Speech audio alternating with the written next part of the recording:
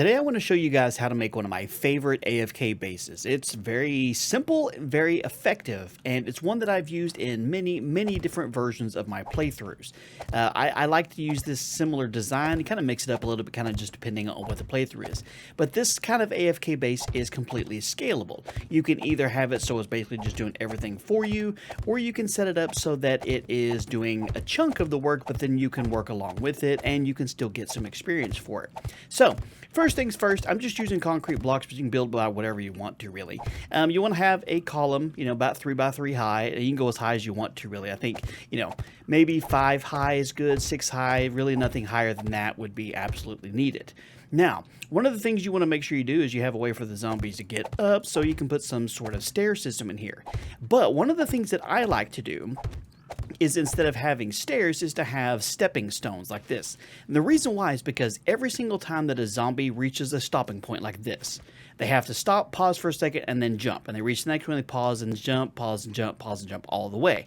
And the reason why this is important for this particular kind of base is it keeps them from funneling in too fast. Now, oftentimes what I'll do is make it sort of like a cubert sort of design where you can kind of go like this.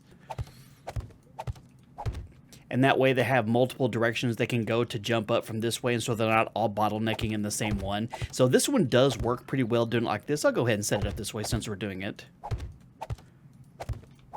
There we go. Now they have a way to actually get up from pretty much any kind of different direction, and no matter which way they go about doing it, they're still going to stop, run up here, jump. They can figure out how to get up, and that way if they start knocking each other off, they have multiple ways to go about getting up here. But as long as they're onto one central platform.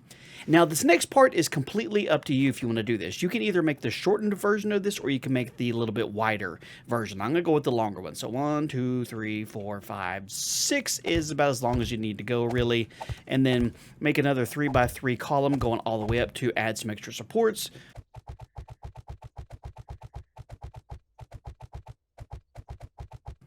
All right, now that you have that there, if you're going to do this as the optional version, this is just the middle part. So what you need to do next is you need to hold down the R button and go under the different shapes here. And the piece that you're going to need is this pole side centered. There's 3 different ones you have. You got the pole centered, and pole side centered. You want to do the pole side centers. That way it lines up correctly when you're placing it on the block here. And then what you're going to need to do is go in and do some advanced rotation so that you can rotate it around the different axes. And you want it to be exactly like that, so that it's level with the walking path and the columns that you already have, and you want it to go all the way across. Why it's good having this particular style beam going across here is it's narrow enough the zombies will run across it, but they can fall off of it. And getting the zombies to fall off is absolutely the entire purpose of this game. We can set up a bunch of different kinds of obstacles or whatever, but letting them fall off this narrow thing is funny and quite effective. So what we need to do is we're going to extend it yet again. We'll go out another, let's say 5 or 6 blocks. You can kind of just do it how much you depend, or how much you want to do it here. So as long as you don't go out too far where it starts falling apart. And then what you want to do after that, of course, is you want to go ahead and build back up another tower again. This is going to be what you're considering your base during the actual Horde nights.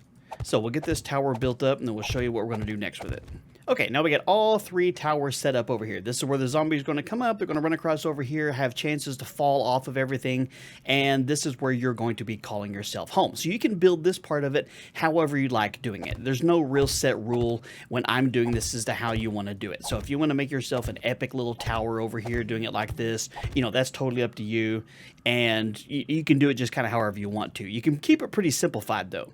So then what you want to do is you want to go through and create a little bit of a path for the zombies to be able to try to get to you, and then you want to wall up everything else around it so that you're completely protected. You definitely want to make sure you have some sort of roof over the top of you. You can do a solid roof, or you can do a barred roof, and the barred roof will allow you to be able to attack and shoot the birds down. But if you're wanting to go full AFK and not have to deal with the birds, then you want to make sure it's a nice solid roof, and that way they can't get to you at all. They'll just slightly attack the bottom of the base, or they'll attack the top of the base, but that's about it. So then what we can do is we can stack this across like that, just to kind of give us a little bit of a roof. Put one on the wrong spot, because what would building be if we didn't put one on the wrong spot? And there you have it. There's a basic, simple little base just like this. Okay, let's get rid of this one block real quick. All right, so the next thing you're going to want to do is you're going to try and make a place for the zombies to kind of pile up under before they start getting all beamed on here. So what I'm using is you want to go under the shapes here and you want to look for the scaffolding ladder shape. This works really good because it prevents the zombies from being able to climb up it, but you want to make sure you set it as advanced so that the rungs are going sideways like this and they can't try and climb up the top of it. But once you have that there, then upgrade it as far as you possibly can. What having the scaffolding ladders here is allows you to be able to hit zombies through there if you need to, but they don't get hung up. They don't see this as a barrier that prevents them from being able to get to you. So they'll still run right up to this, which is what we want them to do.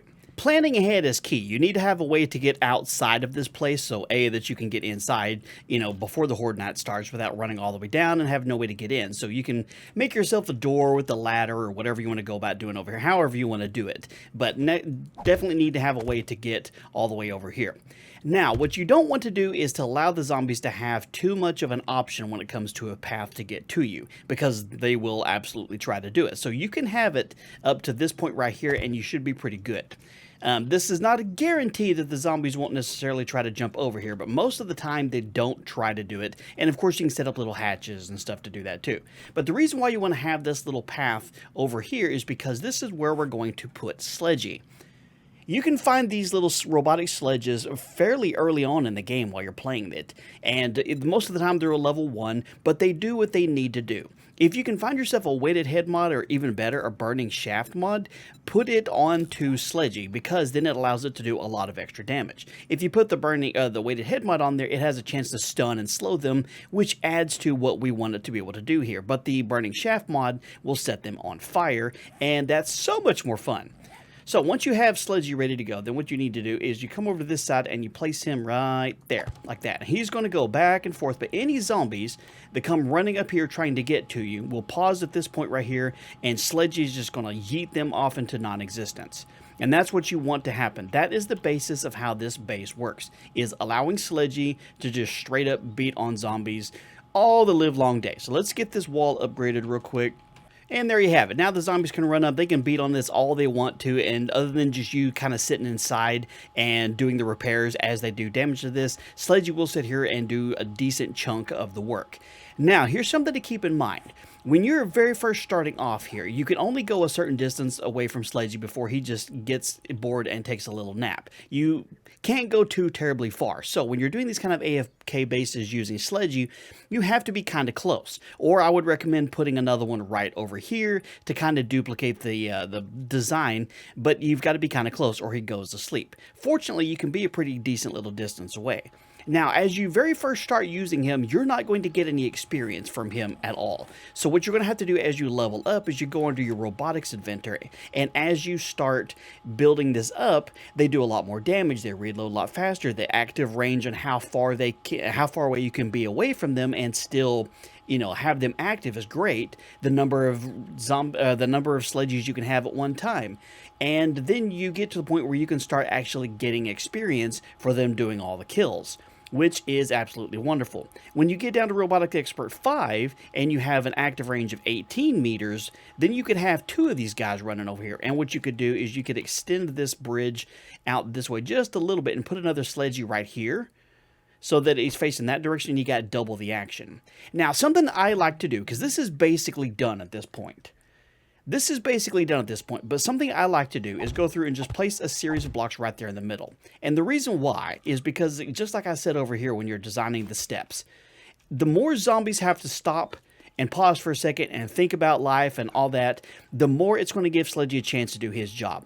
A level 1 Sledgie with no points into robotics, he's going to have a moment where he has to reload every time. And this is where zombies can kind of pile up right here. He'll still get the job done. He still works hard. He works hard for the money, for sure. But if you can add a few little obstacles here and there to where he'll have to, he can have a little bit of a breather and, catch his breath before he beats on the next set of zombies, then that's even better. And then, of course, what I would recommend doing is if you're going to, make this your base and not an easy way to get to it, like a different path, then what you could do is get some, like ladders, put it like that. you can still jump and get there. As long as this is too high, the zombies won't get over there. So you're pretty safe having it like this and just upgrade it once so that you don't have to worry about accidentally picking it up. But you can jump and climb up here all you want to. The zombies won't be able to get up here. And then, of course, I'd recommend putting a door in here just so you're protected, keep zombies from trying to get in, and that's pretty much good to go.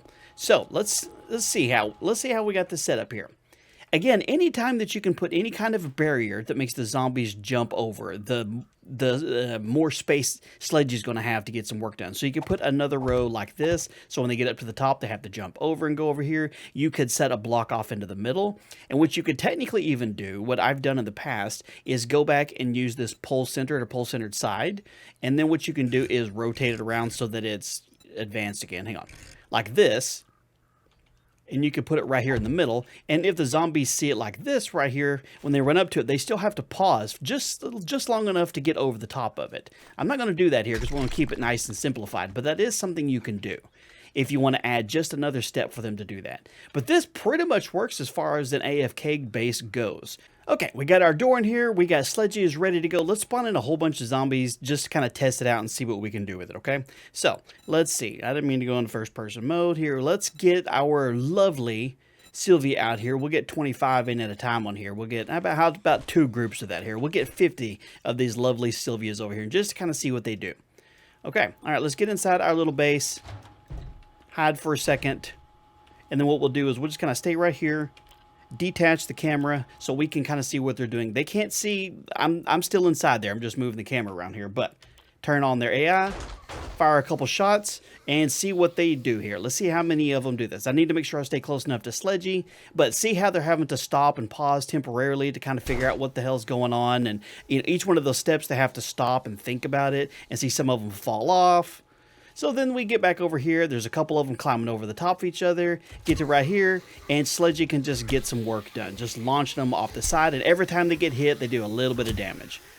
So, basically, this is how the AFK base works here. Now, one of the tips I want to make sure to tell you is put Sledgie on this side. If the zombies are running towards that direction, put them on this side, because when you get far enough into the game stage that you have demo zombies showing up, if he's on the other side and he starts activating, he can trip their little button and they can go boom, and that's a big problem. The only other downside to having this as an AFK base really is that if you do enough damage to Carl, aka the cop, by getting him beamed with the Sledgie long enough, is he will run around and blow up down there and he can do some damage. But you can see this is working pretty good. Now, of course, having a much higher level Sledgie and putting some points into robotics, it'll work a hell of a lot better because then he reloads faster. He's got about a 1.5 second delay between when he can hit. But he's setting zombies on fire. Some of the zombies are getting confused and running around in circles because they just don't know what to do. But they're going around the little merry-go-round here. Let's see if we can get some more going here. Why are y'all sleeping here? Wake up. There you go. Gives Sledgie a chance to do some actual work here. But you can see this is working pretty good. Working pretty good indeed. He's doing his work. Zombies are kind of getting piled up over there. And that's the whole purpose of that right there, is so that they can kind of get hung up and then they have to try really hard to make it up the steps. So as long as they have a place where they have to stop, temporarily, it just slows them down long enough for Sledgie to kind of catch his breath. And of course, you can always turn this from an AFK base, if you're just kind of sitting here chilling, is, you know, pop tall back into here and then start, you know, helping out a little bit. You can just throw some fists, beat down all the zombies you want to, but then if you need to take a little bit of a breather, you can come back over here and hide in the corner and then let Sledgie do his job. So there you go. That's pretty much how it works out here. Now, sometimes the zombies will get hung up around the bottom here and they kind of like punch in on the blocks because they don't know what they're doing. But it's usually temporarily because they realize they can't get to you that far. Another pro tip is don't put anything over on this side at all, decorative-wise or block-wise or anything, because then if Sledgie hits them, they don't get hung up and land on something over there and then try to climb around your base. But as you can see, this is working like gangbusters. This is one of my favorite designs, this basic concept here. It is a fully fledged AFK base, and it works just fine. It works even better if you get your robotic skill up any higher and you get a higher level Sledgie, because then it does so much more damage. But as you can see, it works just fine. You can kind of just sit here and chill through the whole night. Oh yeah, one other thing I would do design-wise would be to put spikes up on top of the roof here, and that's just so that any and all birds that come flying down at you, or any spider zombies that randomly make a rogue jump over here, that they, will get nice and impaled up here. You're not going to be going up there, but that way you have a chance to get them all nice and impaled. Most of the time the birds will land, hit those, and then straight up die. If you can upgrade them even better, that way they don't get hit a few times and then fall apart as well. Now, one of the things I did want to test out before we get going here is I wanted to spawn in a bear and a dog, because I know people want to see what happens if you get some of the bigger animals. We don't need 25 of those. All right, got those spawned in. Let me go to my little AFK spot here.